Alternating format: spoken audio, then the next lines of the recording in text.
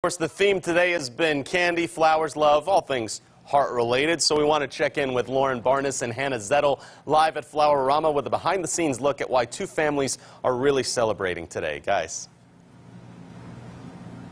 Hey, Joe, good morning. That's exactly right. Hannah and I have two stories that are sure to tug at your heart. By now, you probably know February is American Heart Month. And this week specifically is dedicated to congenital heart defect awareness. In a minute, I'll bring you a story of a family that knows a thing or two about heart. But first, proof from the Bowman family that sometimes hearts still hurt as they're healing.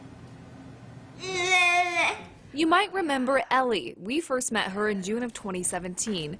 The sweetest little girl with the biggest smile and love for life. But on the inside, Ellie suffered from a broken heart. You did it. Ellie's parents came up with the Ellie Mat invention to help pay for her hospital bills. But since I first interviewed the Bowmans about that, they haven't had much time to focus on keeping their business alive. Instead, they've spent their every moment keeping Ellie's broken heart beating. In April, she actually got diagnosed with severe heart failure. It was biventricular heart failure, which means both ventricles were failing. But the Bowmans would soon learn Ellie was born to beat the odds.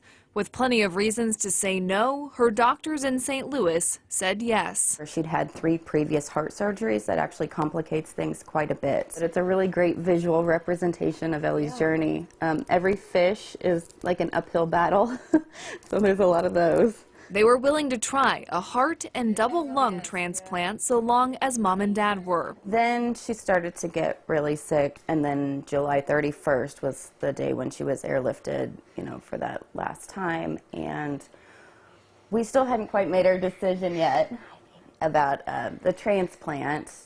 And so we went up there thinking that she wasn't going to be coming home, I remember holding her in the plane and just thinking, like, this is it, When they got to St. Louis, Callie and her husband Patrick weren't given much hope if they chose to do the transplant. Maybe a 20% chance that she would survive the surgery. Convinced they had already lost everything, living life as though every breath could be Ellie's last, the Bowmans decided to go for it. So they were placed on an organ donation list. Average wait time, 6 to 9 months. But Ellie didn't have that long. They told us that they were going to think about putting her on comfort care and taking her off the list because she was too sick.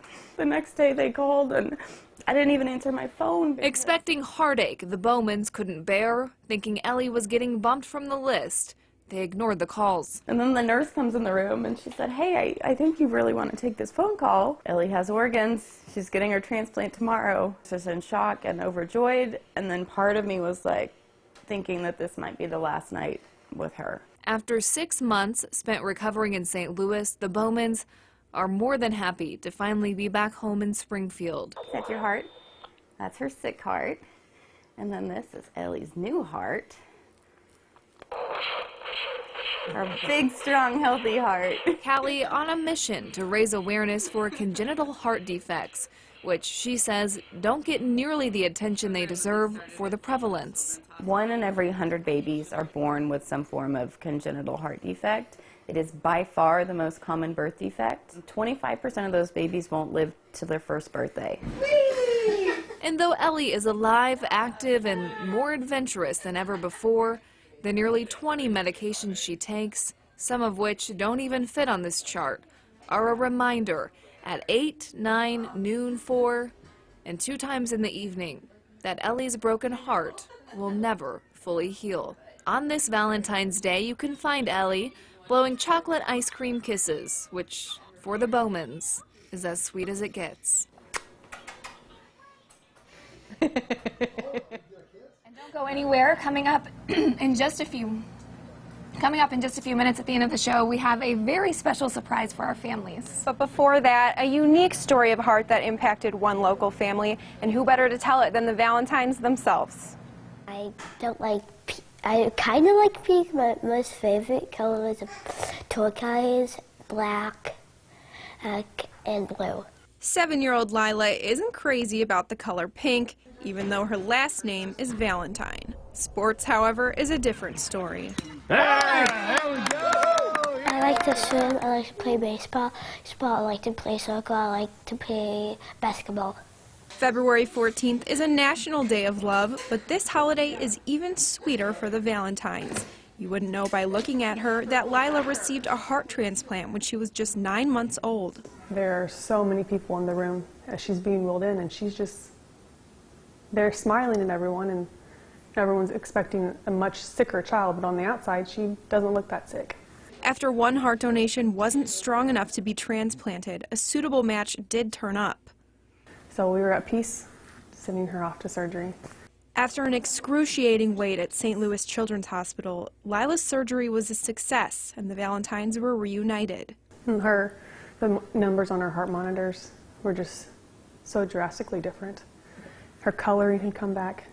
She will remain on anti-rejection medication for the rest of her life, and on her bad days, she has someone to turn to who understands. Her father, Rocky, who received a heart transplant at 13. They initially thought it was, upper respiratory infection and, drainage and causing all that to settle in my lungs. And they said, let's just take a chest x-ray. And that's when they instantly saw that, my heart was enlarged and it was, something wasn't right there. Like Lila, Rocky's time on the wait list was short as his condition was progressing dangerously. He received a heart transplant just 2 weeks after he was placed on the list. And that's not your typical, story. So we're definitely very blessed in that regard. When the idea of surgery first came up, Rocky reacted like many teenage boys would. Not scared, but excited to get back to a life playing sports. Going from being very active to being not able to do anything, that was a challenge. Really, when the transplant was something that was being discussed, it was like, hey, if a transplant happens, you kind of get your options back to do, all the things that you've done. In the years since Rocky and Lila's surgeries, the Valentines have added another little girl into their family through adoption. The sisters get along like any siblings would, and Rocky can't wait for the day that his girls fully realize the strength they have within. There's so many things that we kind of mentally tell ourselves we can't do, but I can't wait for her to have a moment in life when she's older where she feels like she can't do anything, and we can stop and say, look at what you've done that you don't even remember. These little life challenges they're tiny compared to what you've already overcome, and so let's do it. You can do it. And it really is our pleasure to feature both those families on Valentine's Day today. I know, Hannah, the Valentines are so special, and the Bowmans, you guys have touched my heart more than you could ever know. So we want to say a big thank you to Flower-Rama, who just whipped up these arrangements while we've been here in the last hour or so. Check out these hearts. Yes, they're so beautiful, and I'm going to have 2 little teddy bears for those amazing Valentine girls, too. They really touched my heart. They were so sweet. Yeah, Callie and Patrick, I know you guys don't get a lot of alone time. You do so well taking care of Ellie and meeting her every need. So these flowers are for you. Ellie, I'm sure you don't have any interest in the flowers, so this is for you, girlfriend. You can get yourself some chocolate ice cream today, and I'll be thinking of you. Joe and Elisa, we know you have a special gift to give away, some movie winners today as well. That's right, Lauren and Hannah. Thank you very much